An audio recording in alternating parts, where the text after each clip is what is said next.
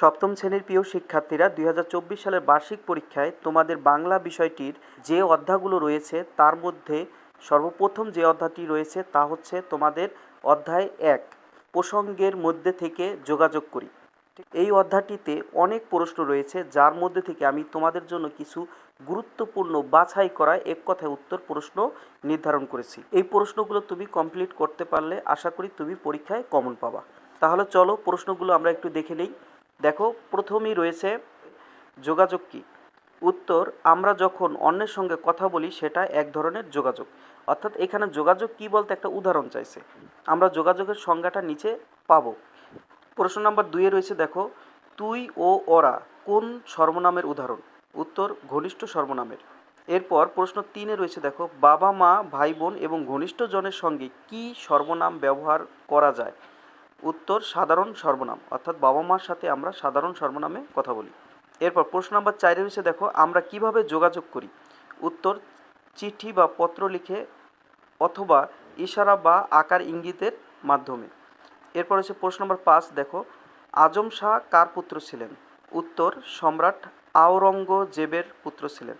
এরপর প্রশ্ন নম্বর 6, দেখো, মর্যাদা অনুযায়ী সর্বনামের মতো কিসের পরিবর্তন হয়? প্রশ্নটা খুবই গুরুত্বপূর্ণ।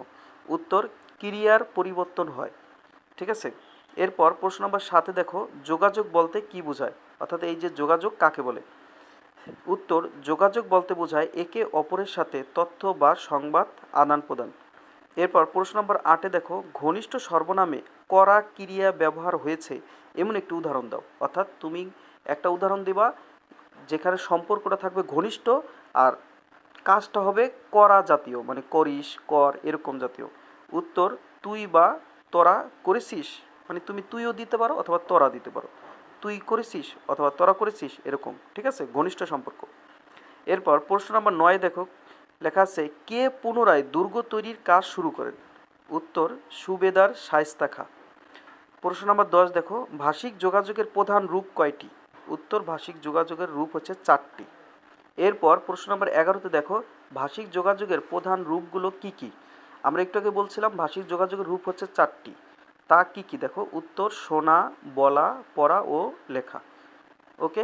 এরপরে দেখো প্রশ্ন নম্বর 12, শায়েস্তা খাঁ কখন দুর্গের কাজ থামিয়ে দেন? উত্তর, তার কন্যা পরিবিবি মারা যাওয়ার পর।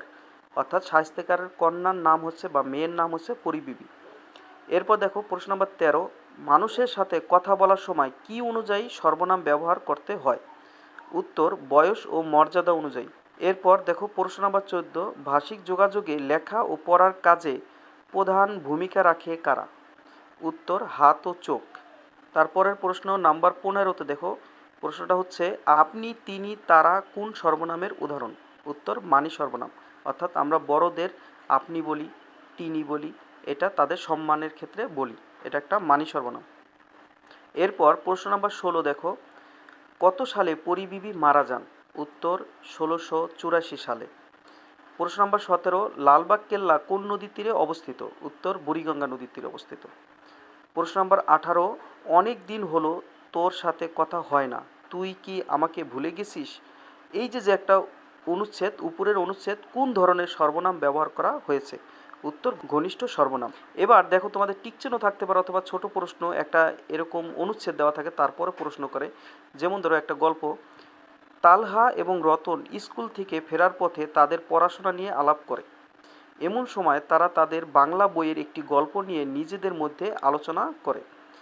এইখানে একটা প্রশ্ন এরকম হইতে পারে, দেখো, তালহা ও রতনের যোগাযোগ কোন শ্রেণীর যোগাযোগের অন্তর্ভুক্ত? অর্থাৎ তালহা ও রতন যে কথাগুলো বলতেছে এটা কোন ধরনের যোগাযোগ? এটা একটা ভাষিক যোগাযোগ, অর্থাৎ মুখে মুখে কিন্তু যোগাযোগ করতেছে। প্রশ্ন নাম্বার 20 দেখো, একটি মানি সর্বনামের উদাহরণ দাও। অর্থাৎ তোমাকে বলতে পারে যে একটা মানি সর্বনামের উদাহরণ দাও। আমরা জানি বড় মানুষকে যা বলি ওটাই মানি সর্বনাম, অর্থাৎ আপনি।